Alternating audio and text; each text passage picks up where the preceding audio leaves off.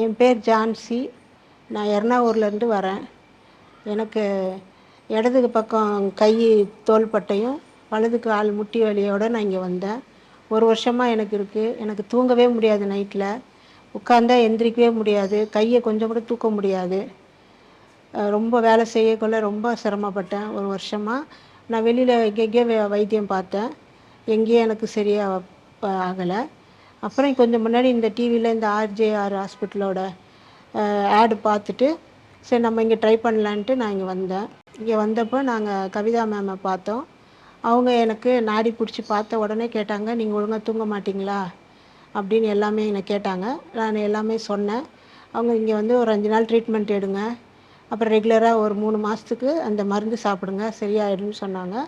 சரி, நான் அதை நம்பி நாங்கள் இங்கே அட்மிட் ஆகி எல்லாம் எனக்கு ட்ரீட்மெண்ட் கொடுத்தாங்க. ஒரு நாளைக்கு எப்படியும் ஒரு 8, 9 ட்ரீட்மெண்ட் இருக்கும். முதல்ல ஆயிலெல்லாம் போட்டு ஃபுல்லாக விரலில் வச்சு நீவி விட்டு நல்ல ஒரு மசாஜ் பண்ணுவாங்க.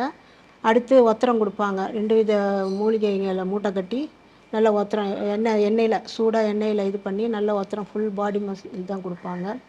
அடுத்து இந்த இது எங்கே வலி இருக்கோ மூட்டில் அது அங்கெல்லாம் வந்து வச்சு அது உள்ள எண்ணெய் ஊற்றி சூடாக எண்ணெய் ஊற்றி அதில் ஒரு ட்ரீட்மெண்ட்டு கொடுப்பாங்க.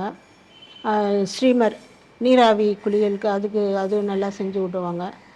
அடுத்து வந்து வயிறெல்லாம் நல்லா க்ளீன் ஆகிறதுக்கு இனிமா கொடுப்பாங்க.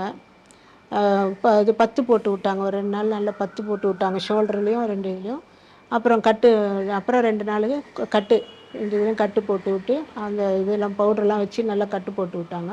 அவங்க எனக்கு நல்லா செஞ்சு விட்ட இதில் எனக்கு அந்த உடம்பு நல்லா ரிலீஃப் ஆச்சு. வலியெல்லாம் ரிலீஃப் ஆகி இப்போ நான் உடம்பெல்லாம் எனக்கு நல்லா லூஸாக இருக்குது, நல்லா ஃபைனாக நல்லா நம்பிக்கையோடு வந்தேன்.